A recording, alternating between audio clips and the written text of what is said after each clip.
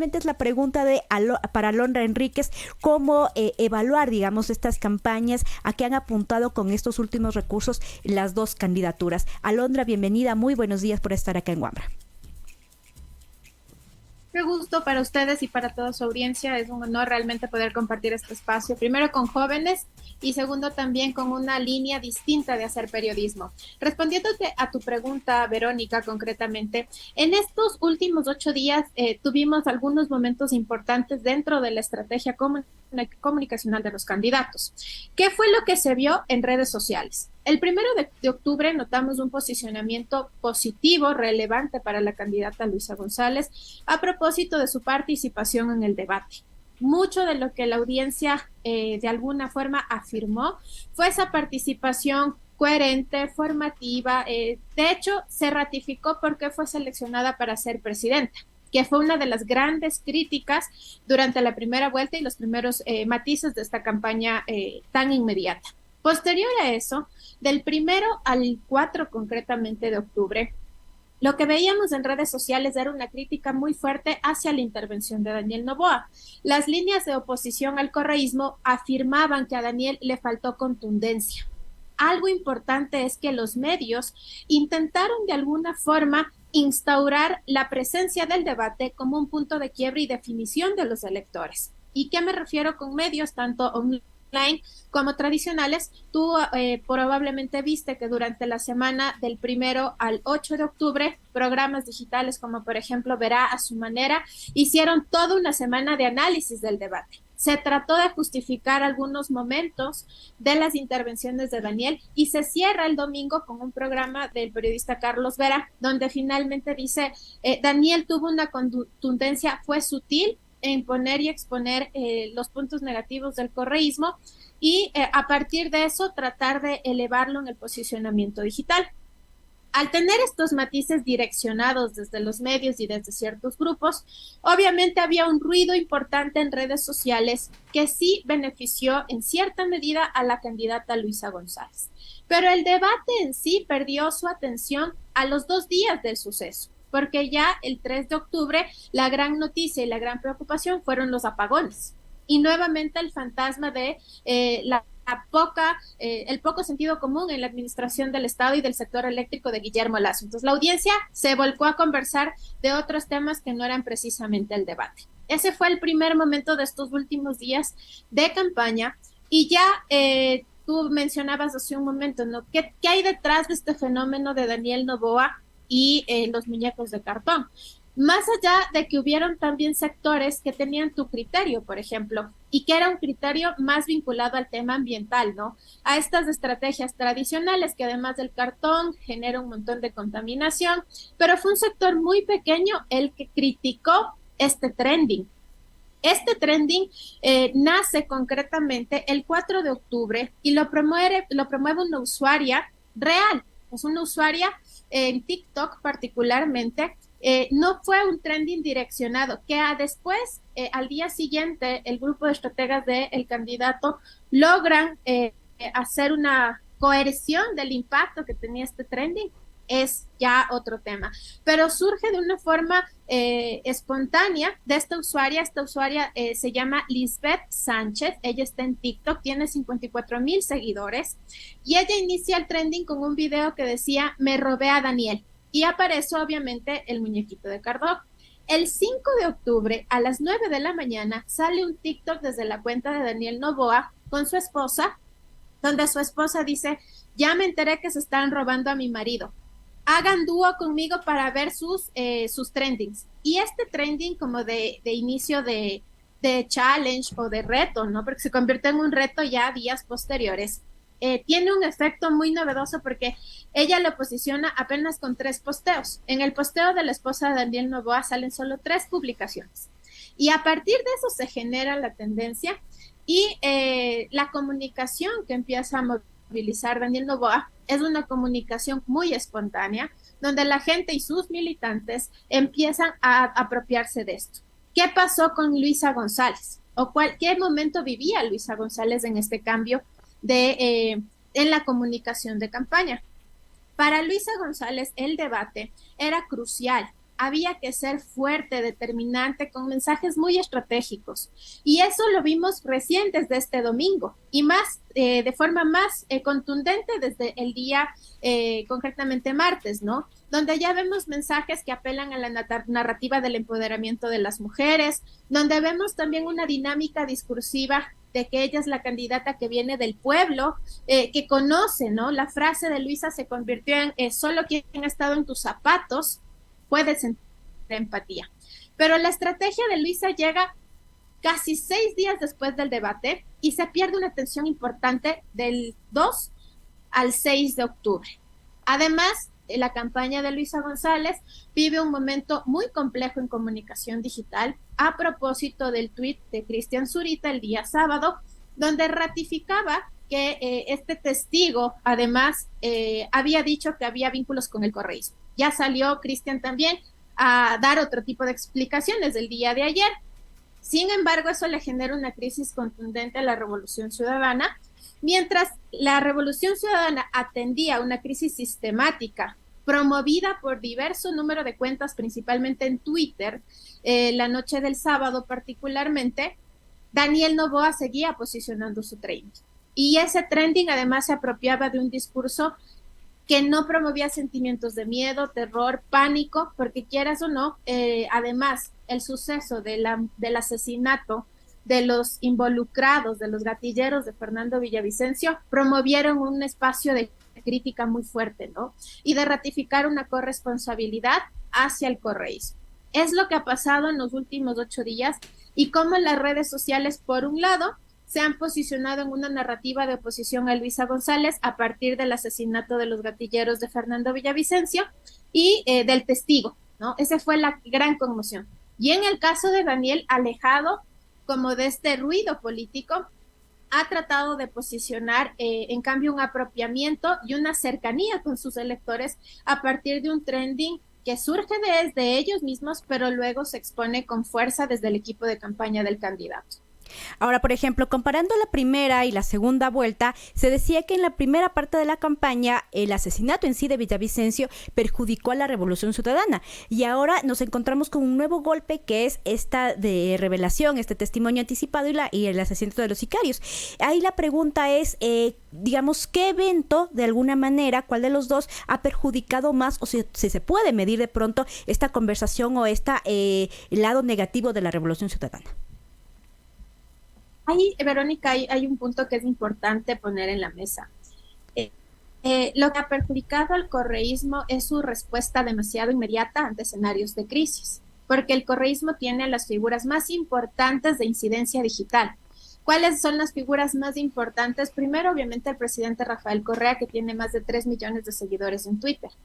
Cada que el presidente responde o sale a hablar de algún tema de riesgo, eso genera una comunicación que termina perjudicando y haciendo un daño de reputación al partido y obviamente a la candidata. Lo mismo pasa con sus figuras máximas, alcaldes, prefectos, asambleístas.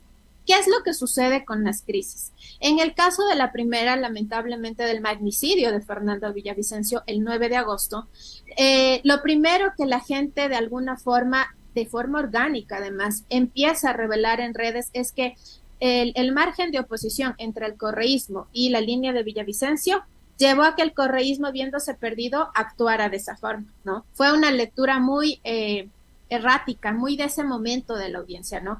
Y tú tienes que, lamentablemente, el suceso de Fernando se da a las 6:20 del 9 de agosto y a las 6:45 ya tenías la tendencia de Correa asesino.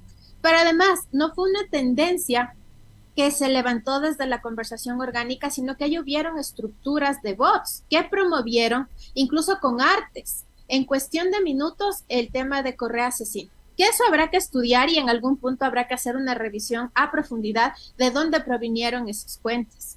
Posterior a eso, el presidente responde de forma innecesaria, sin medir en ese momento que había un espacio de conmoción, de que seas o no seas correísta, de que estés o no estés en una línea, mataron a un candidato presidencial, se genera un estado de pánico, además lo asesinan en una ciudad que históricamente tiene un simbolismo trascendental, Quito. O sea, haber hecho eso en Quito ya generaba, la gente estaba muy susceptible. responder, tratar de dar señales de qué estaba pasando, fue una de las acciones que elevó también y perjudicó posterior a eso el resultado del 20 de agosto. Pero adicional a ese fenómeno, que fue un fenómeno terrible y doloroso, viene la participación de Luisa en una construcción demasiado estereotipada. ¿Cómo llegó Luisa al primer debate? Vestida de blanco, tapada hasta el cuello, con un relicario. A Luisa González la conocimos en esta segunda vuelta.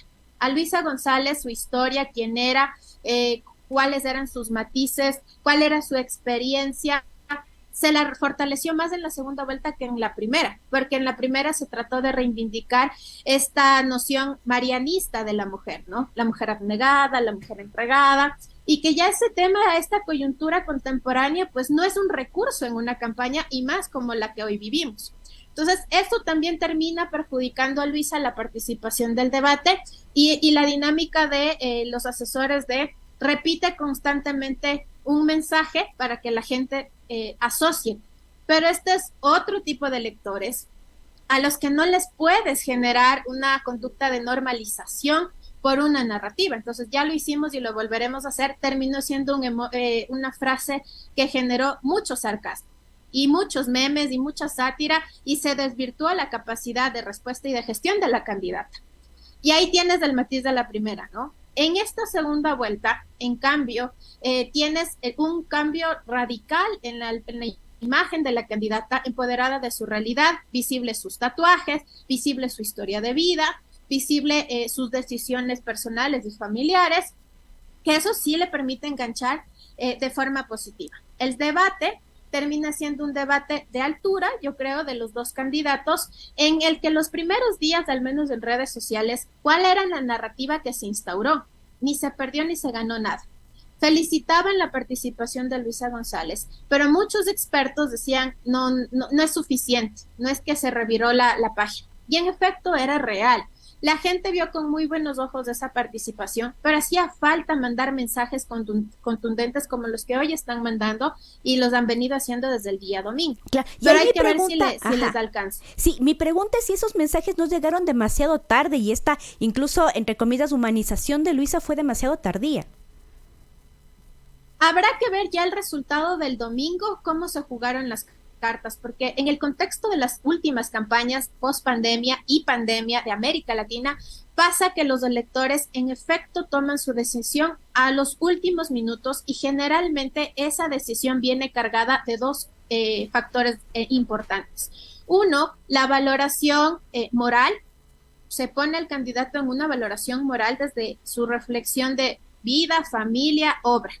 Y dos, desde obviamente sus escándalos más inmediatos y desde ya su crítica o la crítica hacia el candidato de cuál es su rol político, ¿no? Habíamos visto, por ejemplo, en el caso de las elecciones 2023 en la ciudad de Quito, que hasta antes del 1 de febrero, que fueron las elecciones, la gente en realidad estaba apostándole a Jorge Yunda. ¿Qué le perjudicó a Jorge Yunda? Que 3 días antes de las elecciones de ese domingo, el jueves, lanzó un comunicado donde ya se había afirmado que su hijo quedaba absuelto del tema del juzgamiento de peculado. Y él lanzó un post donde dice: hijo, te voy a recibir con los brazos abiertos. A la ciudadanía le pareció uno de los mensajes más cuestionables y juzgó lo moral, porque habían chats, porque habrían aparentemente pruebas también que inculpaban a su hijo. No se consuma el delito, pero había ahí una carga importante, ¿no? De abuso de poder, además. Entonces, ese comunicado le termina perjudicando a Jorge Yunda y termina perdiendo por 3%. Es nada. Perdió la alcaldía por la diferencia del 3% en votos. Y Pavel termina concretamente ganando con el 25% de votos válidos, que también es nada para una alcaldía, porque terminan votando por Pavel 300 algo de electores, cuando en esa elección hubieron en Quito 1,600 tanto electores. Entonces, eso a últimos días. Algo similar pasó en las elecciones del 2021, cuando Andrés Arauz, el 5 de abril, hace un anuncio de que la CONAIE, con Jaime Vargas, apoyaba su candidatura. Decisión inoportuna cuando la gente tenía ahí latente a octubre del 2019, la quema del edificio de la Contraloría era un elemento simboliquísimo de lo que sucedió, y la ciudadanía no lo entendió como una lucha reivindicativa, no lo entendió como un acto de vandalismo. Entonces, haber tomado esa decisión para Andrés Arauz días antes de la segunda vuelta le terminó perjudicando. ¿Y qué pasó? La diferencia entre Lasso y Andrés fue del 5%. Entonces, ante la evidencia de los datos y de qué ha pasado en el Ecuador en estas dos últimas elecciones, para esta semana habrá que ver qué sucede en los próximos días. Incluso el sábado y el mismo domingo serán determinantes para que los electores tomen una decisión. Que si del debate acá se ha firmado el voto, sí se ha firmado, se ha reducido considerablemente el voto indeciso. Las dos campañas han jugado con ciertos matices, pero la de Luisa González ha tenido que responder a diversos ataques. Ahí tú tienes que en estos últimos 6 días, la denuncia de paraísos fiscales, el vínculo de su partido al asesinato de Fernando Villavicencio, ataques que siguen generándose por temas de misoginia, cuestiones de género.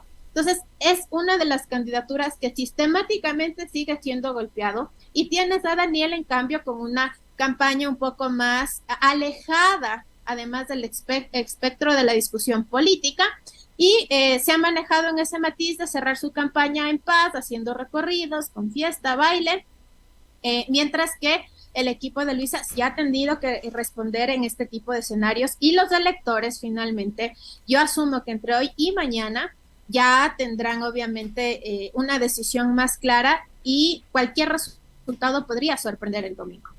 Ahora, yendo a la campaña de Daniel Noboa, por ejemplo, teníamos aparentemente, llega con una buena imagen después de la primera vuelta, pero en esta segunda, sobre todo, de alguna manera, varias frases, varias intervenciones de su candidata a la vicepresidencia han sido catalogadas como inoportunas. De ahí la pregunta es, ¿cómo, por ejemplo, esto se ha plasmado en la conversación en redes y qué tanto ha beneficiado, o más bien dicho, ha perjudicado al candidato?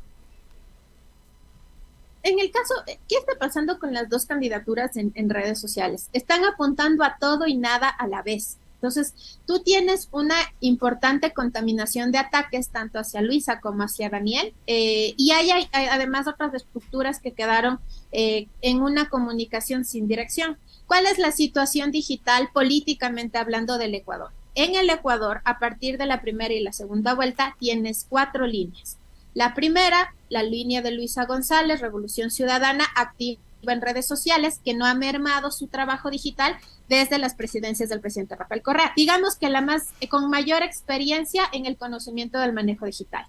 Tienes otra línea del gobierno, la de Guillermo Lasso, que también tuvo deficiencias durante la administración de Guillermo Lasso, pero conocen muy bien cómo en cierto momento jugar en este tema de fake news y otro tipo de elementos que pueden llevar a la distorsión de la atención de los electores.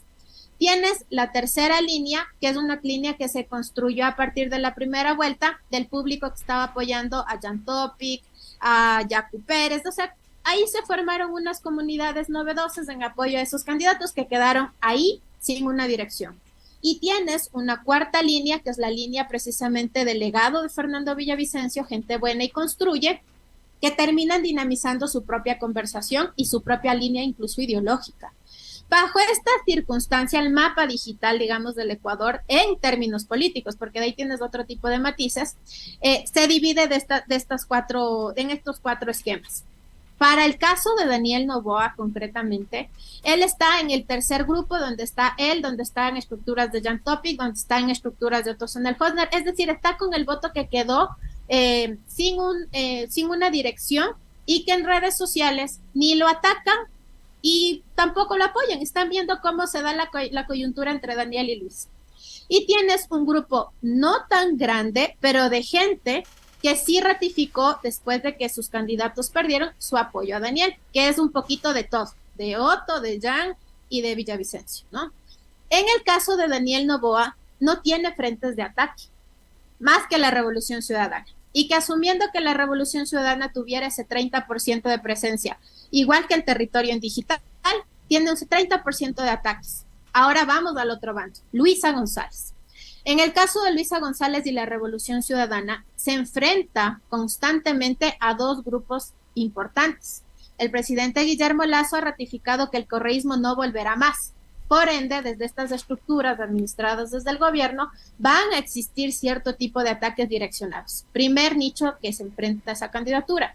El segundo es evidentemente el de la gente buena y construye, que ha ratificado de forma tácita que jamás estará en ningún tipo de diálogo con la Revolución Ciudadana y que además a cada rato le topan un tema que es doloroso, muy sensible, que es obviamente saber la verdad de quién direccionó el magnicidio de Fernando. También opositores. Nuevamente tienes un segundo grupo de ataque hacia González. Y este tercero, donde está Daniel, es un grupo sistemático que en ciertos momentos generará cierto tipo de críticas, mas no son tan corrosivos en atacar como otros dos grupos.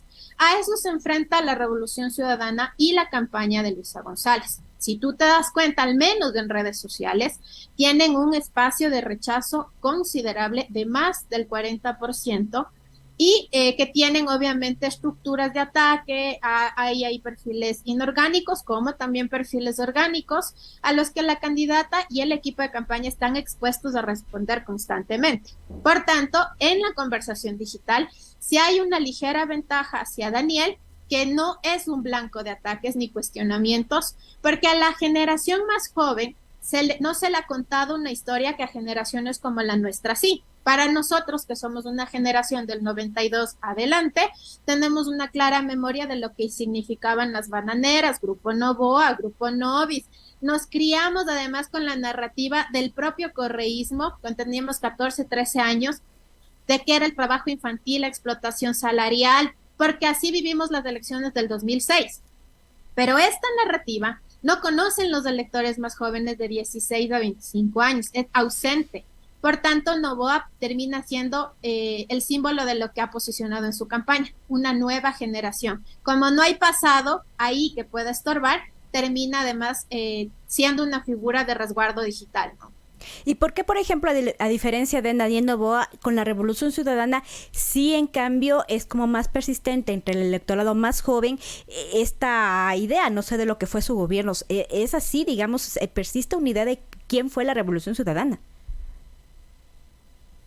De hecho, no es que persiste, ¿no? De la Revolución Ciudadana la audiencia más joven conoce lo negativo, porque es una audiencia que ha vivido 6 años de distintos gobiernos. Entonces tuviste un gobierno, el de Lenín Moreno, de 4 años, en medio de una pandemia, que constantemente dijo, la mesa nunca estuvo servida, la corrupción fue inexplicable, se robaron. Entonces hubo una narrativa tan potente en 4 años que terminó evadiendo aquellas cosas que pudieron haber sido positivas. Y luego tienes un gobierno de casi 2 años, el de Guillermo Lasso, que se mantuvo en esa narrativa, que no generó mayor transformación en el Estado, pero ratificó un enemigo. Entonces, ¿cómo una campaña puede enfrentar 6 años de sistemático ataque y posicionamiento negativo en electores, además, que se educan en redes sociales? Y que este nicho de educarse en redes sociales fue un nicho que tampoco le dieron importancia a los equipos de campaña, excepto inteligentemente a Daniel Noboa, que no es que ganó sorpresivamente Daniel desde el debate en adelante. Daniel fue un candidato que se manejó con mucha mesura y además entendió el contexto de esta elección. Una elección atípica, el 60% de la población con un malestar y una inconformidad gigantesca, la asamblea con calificación negativa del 90%, nadie cree en la figura presidencial. Entonces, entender los momentos, transversalizarlos a una comunicación directa en redes sociales, plantear 3 puntos que eran importantes, le permitieron jalar, posterior a la primera y la segunda vuelta, una audiencia que finalmente ve con buenos ojos y vio con buenos ojos sus distintos matices de campaña. Se apropió del discurso ambiental, porque él dijo que estaba de acuerdo en que en la consulta popular no se explote el Yasuní. Lo dijo sistemáticamente, se apropió de un discurso además de jóvenes. Su campaña fue una campaña muy apalancada a los gustos y preferencias de la audiencia joven. Tenías trendings con artistas y cantantes muy famosos, desde Fate hasta otro tipo de influenciadores musicales. Entonces, hay maneras y maneras de comunicar. Y lo otro fue una debilidad, obviamente, del correísmo, no detectar bien sus nichos, fortalecer a la candidata, por ejemplo, en Instagram, cuando en Instagram apenas hay 7 millones de usuarios, en TikTok tienes 10 millones y en Facebook tienes 13. y no manejar de forma adecuada esta comunicación, entonces termina poniéndole en una situación compleja, más lo que te conté hace un momento, se enfrenta a estructuras de ataque constantemente, la narrativa positiva del correísmo es casi anulada en 6 años de 2 gobiernos, que sean buenos o sean malos, la historia los va a juzgar, entonces complicada la situación en este parámetro, ¿no? Y digamos, la Revolución Ciudadana en esta segunda vuelta, en este viraje de su campaña, ha intentado al menos acercarse o lo que ha logrado, lo que ha hecho, logra de alguna manera acercarse a esa población más joven. Desde ayer sí, desde estos últimos días, desde el lunes hasta hoy jueves, elevó algo que debía elevar desde un inicio, la causa de las mujeres, porque además yo escuchaba a algunos equipos de campaña que a Luisa por ratos le querían controlar el tema de no parecer feminista. O sea, porque la van a juzgar, porque la van a atacar. Sí, pero la coyuntura ecuatoriana y del mundo hoy apela más allá de un valor entre el sistema patriarcal, porque el patriarcado hoy se cuestiona desde sus estructuras incipientes. O sea, hombres y mujeres cuestionan al patriarcado porque además lacera culturalmente a sociedades enteras. Hoy lo que está pasando, por ejemplo, en Gaza, en Israel. Entonces, ¿cómo se le pudo haber tan siquiera mencionado esa mesura? Y el feminismo, además de ser reivindicativo y de buscar un equilibrio entre hombres y mujeres en el margen del respeto, porque eso es lo que realmente es, no era un fantasma, era una fortaleza en la coyuntura contemporánea de esta campaña y de lo que vive hoy el Ecuador. Y la valoración más importante era rescatar la estructura estatal para un equilibrio humanista entre hombres, mujeres, niños y niñas. A mí me pareció muy novedoso que una de las grandes ventajas de Luisa González es que cuando uno escucha sus entrevistas, no puede ver los fragmentos más importantes y de impacto en sus redes sociales. Para conocer a Luisa tienes que verte completo las entrevistas y entender cuál es su línea, porque además en redes los ataques que se le han generado es por ser aparentemente conservadora por sus preferencias religiosas. Y cuando uno escucha a Luisa González en sus intervenciones, se da cuenta que es una persona creyente, pero no dogmatizante. Y ella dice, por ejemplo, en el gobierno de la Revolución Ciudadana se hacían estos gabinetes sectoriales con poblaciones LGBTI, por ejemplo. Fue el primer gobierno en poner una agenda para minorías sexuales. Y claro, lo dice en la entrevista, pero esos fragmentos tú no los tienes en las redes de Luisa. Mientras pasa al revés con Daniel. Cuando Daniel habla de algún tema, él lo instaura desde sus cuentas. Entonces la gente sabe que, por ejemplo, para Daniel el tema de la educación pública y fortalecer las líneas de crédito, entonces, o su plan, mi linda casa, entonces tienes una comunicación mucho más directa. Y para el caso de Luisa han pasado estas cosas que finalmente han perjudicado el que la gente se haga una imagen. Y cuando tú te encuentras a alguien que no está o que no votará por Luisa González, lo primero que te dice es no porque es mujer, no porque es Luisa González, no porque robó, no porque no hay una carga negativa hacia ella. La gente, su oposición es no porque es correísta.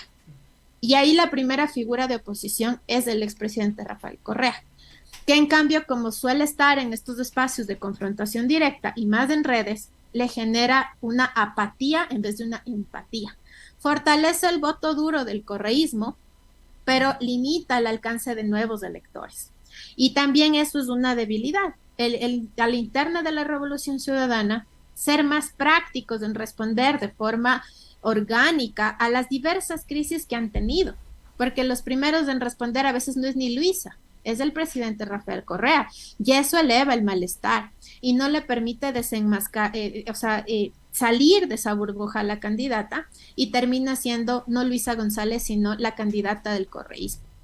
Y ya para finalizar, nos quedan pocos días, tú decías que son días cruciales, además viernes, sábado, domingo, que deberían de alguna manera acentuar estos candidatos si quieren llegar a buen puerto el domingo. El que cometa menos errores gana. La misma dinámica del 2021 y la del 2023 ratificará el voto del domingo. En redes lo que sí percibimos es que en el caso de Daniel, como te había explicado, ser un actor alejado de los dos nichos de ataques más considerables y fuertes en esta conversación digital, sí le ha permitido tener un posicionamiento positivo. Y tú notarás que pasó algo muy atípico en los últimos 10 días. Verónica Abad de ser el punto de quiebre de la campaña de Daniel, no ha hablado, ya no habla, está no ve sus desaparecida. entrevistas.